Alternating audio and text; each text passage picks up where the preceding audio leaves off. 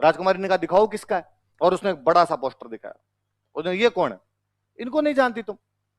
आलमगीर जहांपना औरंगजेब, बादशाह मुगलिया सल्तनत, दिल्ली के बादशाह औरंगजेब की फोटो है। उसने कहा अच्छा औरंगजेब ये है क्या, दे दे, ये भी दे दे। उसने फोटो लिया, फोटो लेके सारे फोटो के उसको रुपए दिए, बुढ़िया को जितने फोटो थे वो बूढ़ी महिला को उसको रुपए दिए। फिर अपनी सहेलियां जो पास में बैठी हुई थी उन सहेलियों को उसने कहा कि ये फोटो है, इस फोटो पे सब जूतियां मारो। सब सहेलियों ने उस पर जूतियां मारी, जूतियां मारी तो फोटो फट गया। फोटो फट गया तो उसने उस बूढ़ी महिला को दे दिया, और बूढ़ी महिला को उसके टुकड़े दे के कहा कि औरंगजेब को जाके दे देना, कहना चारूमती ने फाड़ा है। बुढ़िया दिल्ली गई, दिल्ली जाके उसने औरंगजेब को कहा कि साहब ये आपका फोटो है, चिंदी चिंदी कर दी इसकी। किसने? तो साहब को चारूमती नाम की राजकुमारी है रूपनगढ़ की, और उसने ये किया है, और कहा और है कि जाके तुम्हारे औरंगजेब को दिखा देना। और तौबा तौबा, मैं तो बता भी नहीं सकता, बता भी नहीं सकती कि लड़कियों की कैसी कैसी गालियां निकाल रही थी आपको। औरंगजेब को बड़ा गुस्सा है। औरंगजेब ने कहा अच्छा। औरंगजेब ने हाथों हाथ रूपनगढ़ के लैंडलाइन पर फोन किया कि मैं इतनी तारीख को चारूमती से ब्याह करने के लिए आऊंगा। रूपनगढ़ वालों की क्या औकात की औरंगजेब को मना करते हैं। औरंगजेब को मना करो, 2 मिनट में ईंटें उखाड़ के रख दिया। उन्होंने कहा साहब आओ, उससे 2 दिन पहले मिस कॉल करना, हलवाई बिठा लेंगे, और तो क्या ही करें। ये बात चारूमती को पता चली कि मेरी शादी किससे करने जा रहे हैं, औरंगजेब। उसने अपने भैया को, पापा को मना किया कि ना, मैं औरंगजेब से शादी नहीं करूंगी। और तुम किससे पूछ के मेरी शादी औरंगजेब से कर रहे हो? भैया ने कहा तू किससे पूछ के पोस्टर फाड़ रही थी? तेरे चक्कर में कांड हुआ है। ना पोस्टर फाड़े, ना कोई लफड़ा हो, ना औरंगजेब धमकियां दे, ना अपने को ब्याह करना पड़े। और उसने कहा कि आप कर दिया हो तो कर दिया, पर मैं ब्याह नहीं करूंगी औरंगजेब से। भैया ने समझाया कि देख तू नहीं करेगी, औरंगजेब अटैक करेगा। औरंगजेब अटैक करेगा तो जनता की लड़कियां उठा के ले जाएगा। सेना जो आएगी खुरंजी करेगी, लूटमार करेगी, साधारण जनता की लड़कियां उठा उठा के ले जाएंगे। राजा का पहला कर्तव्य जनता बचानी होती है, और यदि जनता की लड़कियों को नहीं बचा पाएंगे तो फिर मतलब ही क्या है। इन सब को बचाने के लिए जरूरी है कि एक तेरा ब्याह उसके साथ कर दिया जाए। उसने कहा यदि तुम मेरी रक्षा नहीं कर सकते ना तो मैं खुद कर लूंगी। तो भैया को गुस्सा है, भैया ने कहा कर ले, तो जो करे तेरे मन में वो आए। पोस्टर भी तू अपने हिसाब से फाड़ रही थी, रक्षा भी अपने हिसाब से कर ले। अब चारूमती सोचेगी कौन रक्षा कर सकता है। तभी चारूमती को याद आया कि राणा राज सिंह ने ऐलान करवा रखा है कि यदि किसी हिंदू राजकुमारी के साथ ऐसा कुछ भी होता है तो एक मैसेज मेरे को कर दिया जाए। पहले तो उसने कहीं से राज सिंह जी के व्हाट्सएप नंबर का बाड़े फिर राज सिंह को उसने मैसेज किया, फूल तुम्हें भेजा है खत में, फूल नहीं मेरा दिल है। उसने लिख के भेजा कि राणा राज सिंह जी, औरंगजेब मुझसे जबरदस्ती शादी करना चाहता और मैं औरंगजेब से शादी नहीं करना चाहती। जिस प्रकार भगवान कृष्ण जरासंध के खिलाफ रुक्मणी को उठाकर ले गए थे, कुछ उसी प्रकार आप मुझे औरंगजेब के खिलाफ उठाकर ले जाइए और मुझे अपने चरणों की दासी बना लीजिए। ऐसे मैसेज राज सिंह के पास आते ही रहते थे। राज सिंह ने पहले डीपी चेक की,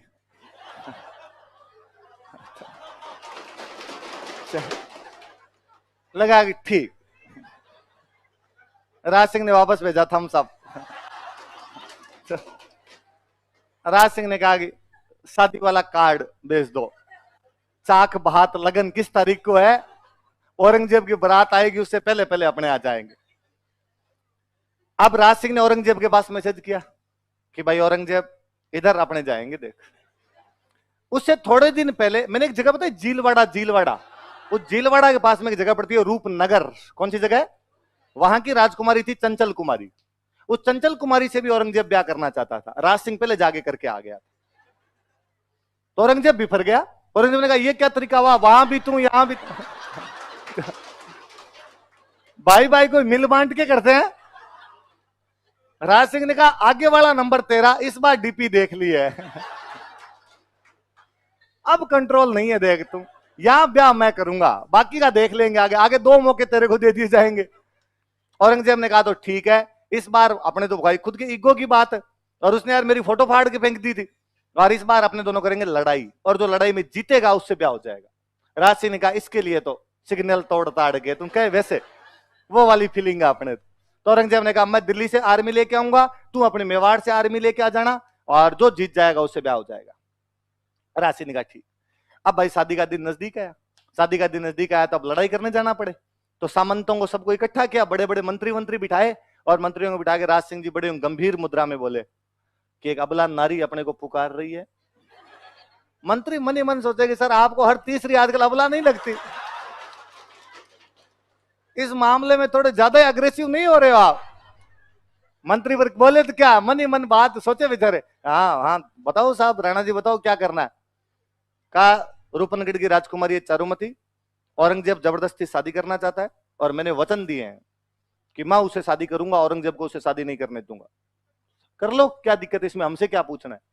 कि नहीं, उधर से औरंगजेब की सेना आएगी और आपको लड़ने के लिए जाना पड़ेगा, तब तक लड़ना है जब तक मेरे फेरे नहीं हो जाए। मेरे फेरे होते ही मैं खुद आ जाऊंगा, पर जब तक मेरे फेरे नहीं हो औरंगजेब की सेना अजमेर क्रॉस नहीं करनी चाहिए, अजमेर वाली घाटी के अंदर रोक के रखनी है, उधर किशनगढ़ की तरफ आनी नहीं चाहिए।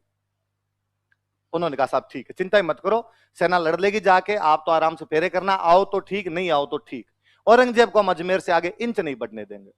सेना तैयार। सेना का सेनापति कौन हो? सलुम्बर का सामंत। और सलुम्बर का सामंत इस टाइम जो था उसका नाम था रतन सिंह चुंडावत। क्या नाम था? खानवा के युद्ध में भी यहां के बंदे का नाम रतन सिंह था।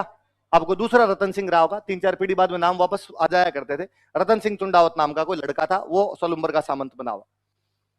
उसके पास मैसेज किया गया कि साहब आपको कल सुबह सलुम्बर की सेना लेके अजमेर जाना है, क्योंकि हरावल में तो कौन रहे? सलुम्बर रहे, तो आपको सलुम्बर की सेना लेके जाना है। तब तक अजमेर में घाटी के अंदर औरंगजेब को रोक के रखना जब तक कि राज सिंह जी रूपनगढ़ के अंदर अपनी शादी ना कर ले। जिस दिन रतन सिंह के पास ये मैसेज शाम को पहुंचा था कि कल आपको जाना है, उस दिन में खुद रतन सिंह का ब्याह हुआ था। इस रतन सिंह की शादी खुद की उस दिन हुई थी। ऐसे मैसेज आज दिन तक 2 ही लोगों के पास गए हैं, या तो रतन सिंह के पास या सुनील शेट्टी के पास। बॉर्डर मूवी में सुनील शेट्टी के पास गया था। आप में से ऐसा कौन है इसने बॉर्डर मूवी नहीं देखी? ऐसे कौन कौन लोग हैं जिन्होंने बॉर्डर मूवी नहीं देख रखी? हे भगवान, आपको तो जीने के अधिकार ही, मेरा बस तो करे तो मैं श्राप दे दूं। आप आज ही घर पे जाके कौन सी मूवी देखोगे? जिन्होंने देख रखी हो उसका रिवीजन करो। अरे बॉर्डर कल्ट मूवी है भाई इंडियन सिनेमा की, वो नहीं देखी तो क्या देखी? पहले हमारे छोटे शहरों में तो वैसे लगा करती थी, दर्शकों की मांग पर एक बार फिर से 3 दिन के लिए बॉर्डर दिखाई जाएगी ना। वो साइकिल वाला घूमता था संदेश से आते हुए गाता हुआ, जो बॉर्डर मूवी वो है भाई, बॉर्डर देखनी है। तो यहाँ सुनील शेट्टी के पास मैसेज आया था या रतन सिंह के पास मैसेज? रतन सिंह ने जैसे मैसेज पढ़ा कि कल सुबह आपको युद्ध करने के लिए अजमेर जाना है, रतन सिंह ने कहा आपने तो आज जाए कल। राणा जी की डेली ब्याह ही होते हैं, मेरा तो एक बार हुआ है। जब उसकी रानी जो थी, जो रतन सिंह था उसकी रानी थी, बूंदी की हाड़ी रानी थी, सहल कंवर। क्या नाम था? बूंदी की थी। कहां की थी? और बूंदी में मैंने बताया था हाड़ा होते थे, तो हाड़ी रानियां हुआ करती थी। उसको बेचारी को पता चला, उस सहल कंवर को पता चला भाई मेरे पति जो सेनापति है उनके पास ये मैसेज आया है कि लड़ने के लिए अजमेर जाओ और मेरे पति मना कर रहे हैं। तो उसने समझाया रतन सिंह कि आपको ऐसे नहीं करना चाहिए, आप मेवाड़ के सेनापति हो और आप सलुम्बर के सामंत, और सलुम्बर वालों को ये ड्यूटी इसलिए मिली, ये राइट, ड्यूटी भी क्या कहा जाए, राइट, सबसे आगे लड़ने का, सेनापति बनने का, इसलिए मिला क्योंकि आपके फोरफादर चुंडा ने कभी ये प्रतिज्ञा की थी कि वो राजा नहीं बनेगा, बल्कि अपने सौतेले भाई को राजा बनेगा, और वो हमेशा मेवाड़ की सेना का क्या रहेगा? सेना।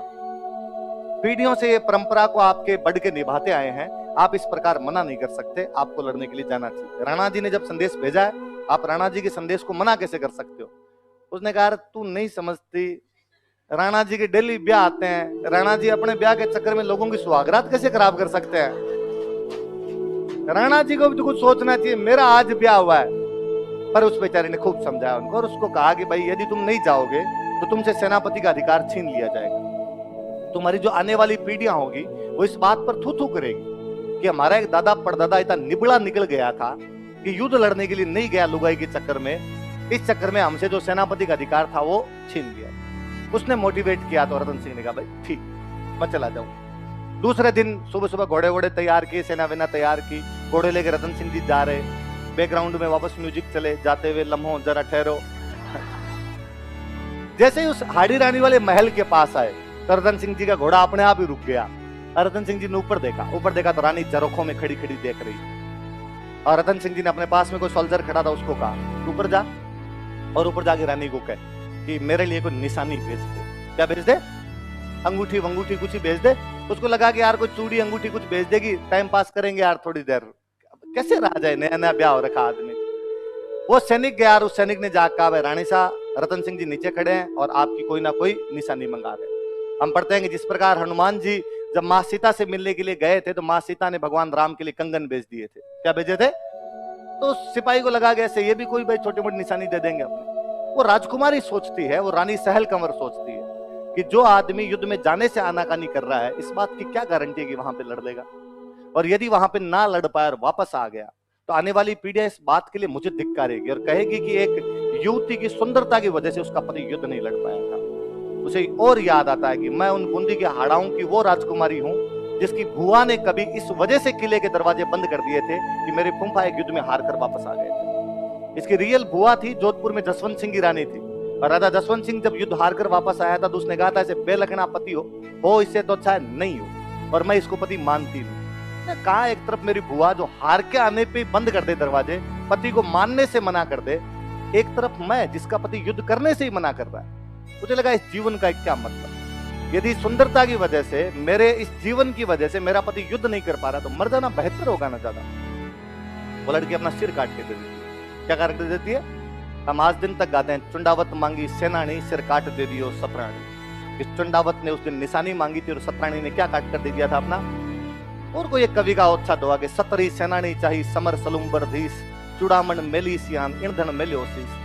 सतरी सेनानी चाहिए, उस सती से निशानी चाहिए थी। समर सलुम्बर धीस, समर मतलब युद्ध, युद्ध में जाते हुए सलुम्बर के सामंत ने अपनी पत्नी से निशानी मांगी थी। चुड़ामन मेलिसिया, चुड़ामन मतलब चूड़ियां, कंगन।